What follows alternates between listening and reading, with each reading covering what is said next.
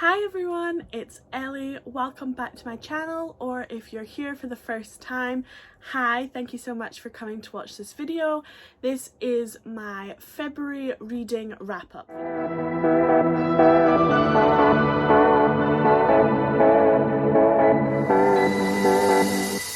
So I had quite a good month in February. I managed to read and finish 9 books. I did technically start 10, but one of them I ended up DNFing, so I did not finish it because the story just wasn't good in my opinion. The writing style was very basic and I just didn't really think the book itself was that good, so I didn't finish that one. Is a mention of it on my Goodreads if anyone wants to check out more specifically why I didn't read it. It was called Savage Love by Ashley Rose, but it is a dark romance, so there are trigger warnings involved in that review. So apart from obviously that one, I had a really good month. 9 other books that I read and finished. I got all of my book club books read, plus I got quite a few off that were on my TBR, and I also then just chucked in a random one on Extra and found out this great series that I'm now loving, and that was actually my top read of the month. So I will just take you through them all and show you what I read, what I rated it, and give you a quick summary of the book and why I rated it that way. So the first 2 books that I technically read in February were both books that I had to finish from January, so they were January books that I was meant to finish and didn't. The first one was The Beautiful by Renee Ahdieh. This was the book of the month for Mini-a-thon in January, and I started it right at the end of January and I didn't get to finish it in January, so I finished it in February. That was a 4-star read for me. It's a historical paranormal fantasy kind of book. It features vampires in 1872, so 19th century, in New Orleans. This French lady is running away basically from France from a past, so she goes with a few other women on a ship that sets from Britain across to New Orleans, where they stay in a convent, and the aim is for them all to find suitable matches and marry. However, New Orleans is full of darkness and vampires, and it really was just an enjoyable read. I gave it 4-star because it kept me hooked. I really liked the characters. The pace was maybe a little bit slow. I maybe could have preferred it to be a little bit faster paced, but the romance element to it is good. It doesn't end on a cliffhanger, but it's definitely not finished because there is a second book and I want to read the second book. It made me want to read the second book enough, which is again why I rated it 4 stars. But I would have preferred a few things to happen differently, which is why it wasn't a full 5-star for me. I did really enjoy it, but it wasn't like a super in love with book for 5 stars. For all of my reviews, if you want a full conclusive review, check out my Goodreads. The link is in the description below. I post all of my reviews on my Goodreads. They're normally a lot more in-depth, and then I summarize them on my Bookstagram, which is also linked below. And obviously for you guys, I'm giving you a very basic overview as well. So that was the first book I finished, The Beautiful. 4 stars. I finished another book that I was meant to finish kind of in January, and I just literally read it in the first day of February, but obviously then it ends up in my February read section. So that is The Prison Doctor by Dr. Amanda Brown. This book is about a woman who was a GP in Britain and basically became unhappy with the way that the GP rules and regulations were kind of changing. So she ended up having a career change and moved to become a prison doctor in one of the most notorious male prisons in Britain. At the end of the book, she moves to female prison, and I believe she's still there. This book does come with a lot of trigger warnings. I tried to remember all of them and I listed them all in my Goodreads review, but as you can imagine, this doctor sees every single type of criminal you can get in a maximum security prison in Britain, especially suicides, self-harm, sexual assault, and assault in general. However, none of the crimes are described in explicit detail, but you are very much aware of what has happened. This one unfortunately was a 3-star for me, which I was a bit disappointed by because I know a lot of people who've absolutely loved it. It was good. I thought it was an interesting view into prison life. However, I very much felt the author had rose-tinted goggles on in terms of her view of the prisons. It felt a little bit more like the author was trying to big herself up rather than give an accurate picture of what the prison life was like. It seemed very happy despite the hard topics she's talking about, and I don't think she was very clear about how hard being a prison doctor probably is. So yeah, this one was a 3-star for me. So I finished that in February, right at the very start. First one I read was NYPD Red by James Patterson and Marshall Karp. This is a story, as you can probably tell from the title, that features the NYPD Red. This is an elite group of New York police officers who basically solve the crimes that involve the rich and the famous and the A-listers of New York. This one was really, really good. I gave this a 5-star. I read it in one day in a mini-a-thon Saturday. During all the reading sprints I managed to get it done. It does have very big writing in the book, so that probably did help. But I think it was just the fact that I really enjoyed the story. It kind of has a little bit of everything. It has mystery, it has thriller, it has action, it even has a little bit of romance. I think the characters were portrayed really, really well. You know right from the start there's a serial killer because the very first chapter is written from the serial killer's perspective, and you get a lot of chapters in their perspective. So it's really interesting because you know straight away there's a killer. So it's interesting to see the detectives piece together the pieces to also come up with who the killer is and how to catch them. There is more books in this series I will be reading on, and yeah, I was just really pleasantly surprised by this, and it got a 5-star for me. I also read Blue Lily, Lily Blue by Maggie Stiefvater. This is the 3rd book in the Raven Boys series. I am buddy reading the entire series with my friend Leonie on Bookstagram, and I'm currently reading the 4th and final one, so I will be finished this series in March. This was a 4-star read for me. So this is a fantasy magic realism book. General story follows 4 boys and Blue, a girl, who all come together. They all live in the same little town, Henrietta, Virginia. However, they lead very, very different lives. The 4 boys are all from the rich all-boys private school, whereas Blue is from the poor public school, and her entire family is female and made up of psychics, but Blue herself does not have the sight. Gansey, the probably lead boy, is on a quest that he's been on for quite a few years now to find an old Welsh king who supposedly was brought to Virginia and buried, and he is not supposedly dead but asleep, and whoever wakes him up will be granted a favour. So Gansey has been on this quest for ages, and all the books are about Blue meeting the boys and then them all going on this quest. This 3rd book centred a lot more on Blue's story. It featured a lot of family issues for her. This one got a 4-star from me. I love the characters, although there's 1 or 2 characters that kind of are still really annoying me, which brings down the rating to a 4-star a little bit. And Maggie's style of writing, I absolutely love it now that I've gotten used to it. However, if you're someone who likes knowing precisely what's going on, this probably isn't a series for you, because she often leaves you with a lot of questions that don't have answers. And so I'm hoping the last book will be the 5-star book for me, because hopefully everything's been concluded and there'll be no cliffhangers, no questions left unanswered. There's romance in this, and it's so sweet and your heart just aches for it. It really helps the story. It's not just there for the sake of it. It really gives something to the story. And the magic and adventure that the teenagers go on is just great. This is aimed at YA, however there is some heavy topics that are covered in these books, so I'd say, you know, it's suitable for like young adults, but just be warned there are some heavy topics, so check out some of the trigger warnings for this one. Overall, I really liked it.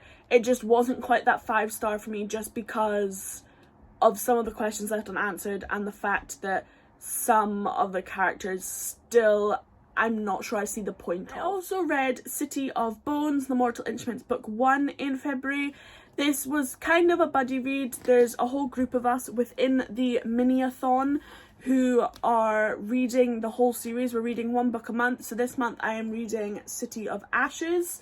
This was a 3.5 star for me. For anyone who doesn't know, this book features shadow hunters who basically protect the human mundane world from demons.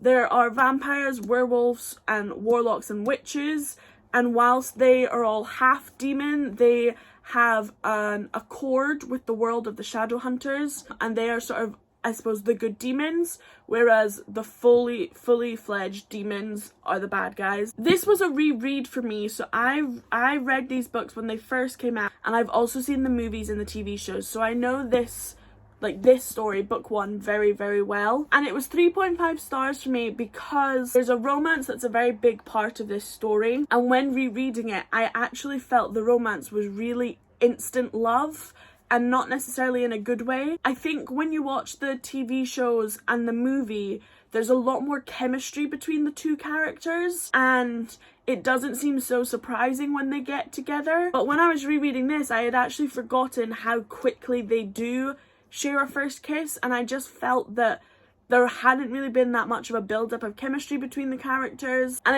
it's quite a hard book to reread and give a good rating to, because there's a plot twist at the end which is pivotal to the whole series, but because I obviously already know it and I know how the series ends, it really didn't have a big impact on me. So it is a bit more of a harder book to read. I'm hoping the other ones are going to be maybe slightly higher rated because I don't know their stories as well. So I'm hoping they might be slightly higher up and I might not feel so unconnected to the story. So the first book of the month that I read in February was The Essex Serpent by Sarah Perry. This was the Mini-a-thon's book of the month, and I actually put it forward to be suggested for a book of the month because I've had this sitting on my shelf since 2016 when it first came out, when I first bought it, and I've just never gone to pick it up. So most people would say I should probably throw it away, but I didn't, and I read it, and I am glad that I did. It got a 3.5 star for me. Part of that is my own fault. I went into this thinking it was going to be a bit more of a fantasy book. It's not. It's just a historical literary fiction book. But once I got about 100 pages in and I got used to the style of writing and I kind of realised, okay, this isn't a fantasy book. I did end up reading it quite quickly. I found it really easy to read and quite enjoyable.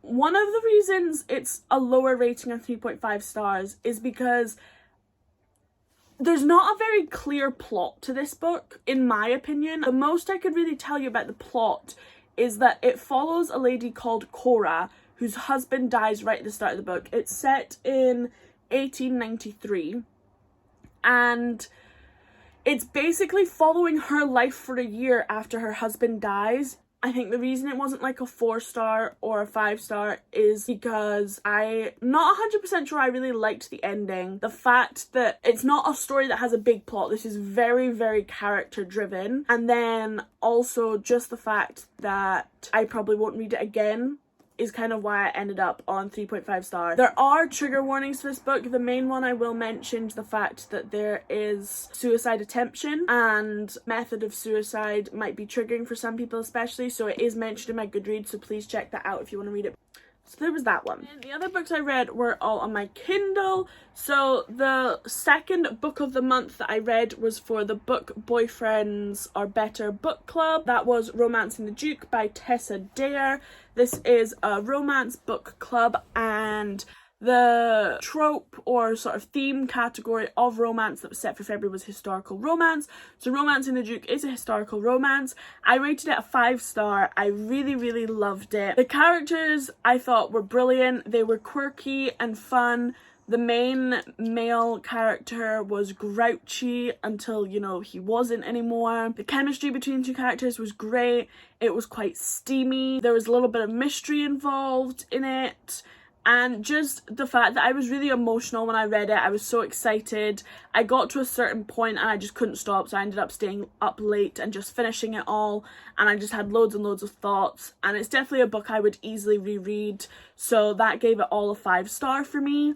I think my favourite part is the fact that although it's a historical fiction, it's still very fresh and fun, and it doesn't have that stuffy element that some historical romances can have to them. You kind of would read this and wouldn't really necessarily think you're reading a historical romance. So I really liked that about it, and that again contributed to the fact that it was a 5-star read for me. The last book of the month I read was just from my book group, just a group of like 8 of us who all are trying to read dark romances. So the book we decided to read for February was Master of Salt and Bones by Kerry Late, and I really loved this book. I did give it a 4.5 star because for me, and also some of the girls in my group, we all kind of agreed the ending was a little bit disappointing in that we wanted one specific thing to happen and it didn't, which is why it was essentially a 4.5 star for me rather than a 5. It wasn't actually that dark a book. There's definitely trigger warnings for this book, all of which are listed on my Goodreads review. However, the list itself looks quite daunting, but the way the book is written and the way these things come out in the book, it's not as hard to read this book as some other dark romances. Again, it's one of those ones that has everything in it. It's got a very gothic vibe and feel to it, which I really, really liked. This book would make a brilliant movie if it was done well, because I could picture exactly what was happening as I was reading, which is rare for me. It has romance, it has mystery, it has some action a little bit, I suppose. It's a bit steamy, and yeah, it was just really good. It's hard to say why it was good without giving so much away, but towards the end, and I think about the last 20% of the book, every single page I read was like, oh my god, oh my god, oh my god. It was really, really good, and I sent about 46 messages in a row to my friend who was reading it. She was asleep at the time. Luckily, I didn't wake her up, but just everything, I just wanted to talk about everything. It was really, really good. And like I say, the only reason it wasn't a 5-star for me was I just wasn't 100% happy with the ending, but it doesn't diminish how brilliant the rest of the book is. It's probably a book I'm going to end up getting in paperback so that I can tab it. Basically, yeah, I really enjoyed this, and if it wasn't for the ending, it really would be a 5-star for me, but there's just like one thing that I can't quite forgive, so I didn't want to make it a 5-star. The last book I read was basically not on my TBR at all, but after I read Master of Salt and Bones, I was in a little bit of a book hangover because it was so good, and I literally stayed up all night to read it. I didn't want to jump straight back into my actual heavier books, so I looked on my Kindle and I went for something that I hoped was super light and fun, and I got Pucked by Helena Hunting. I've had this sitting on my Kindle for quite a while, and I am so glad I read it. This was a 5-star for me. It ended up being my favourite book of the month. This is a steamy romance, like definitely steamy. Like if this was a movie rating, it would be probably an 18 movie. And as the title Pucked insinuates, it follows a ice hockey player's romance. So this one follows Violet and Alex. Alex is the hockey player on the Chicago, I can't remember what, I think it's maybe Chicago Blaze or something. Don't quote me on that, can't remember, but they play in Chicago, and Violet basically gets with this player, and it's very classic. She thinks he's going to be an absolute player because of how the press portray these hockey guys. It doesn't help that her stepbrother is on the same team, and she knows the stuff her stepbrother gets up to, so she's worried obviously that Alex is going to be the exact same, and it kind of turns out he's not. He's this really genuinely sweet boy. So there's ups and downs, you know, they get together, then they, you know, kind of break up, and then they get together again, like classic following the romance story. But it was just so good. First of all, I was not expecting the steam. Like, there was some scenes that were just so good, and I was like, damn, was not expecting that. So I kind of like that. I loved that Alex, the guy, wasn't afraid to be really open and honest about his feelings. I loved that Violet and Alex both, but more Violet, was super quirky and funny. Like, I was laughing out loud.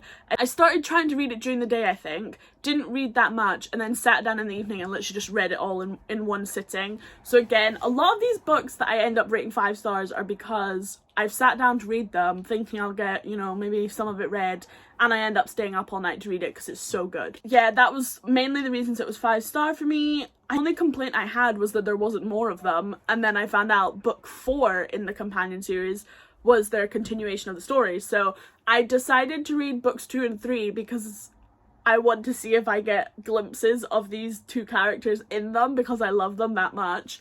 And then I'll read book 4 and then I'll finish the series just because I've started it by then. But really excited. So that was not even meant to be read. I just really needed something light-hearted and quick. Ended up being 5 stars and my favourite of the month, and I'm just really excited to see more of Violet and Alex. So that was that. So that was all of the 9 books that I read and finished, and obviously there was that 10th one that was a DNF. I really enjoyed my February reading month, some really good books. And yeah, even I think obviously my lowest rating was a 3 star for The Prison Doctor, which I wasn't that bothered about. Over 3.5 star and over for all of the books, so really happy with that. I'm really impressed that in the shortest month of the year I still managed to read 9 books. Yeah, thank you so much for watching my video.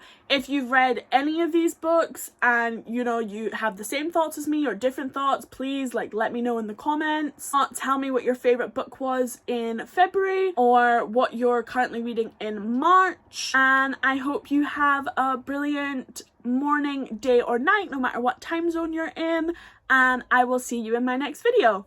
Bye!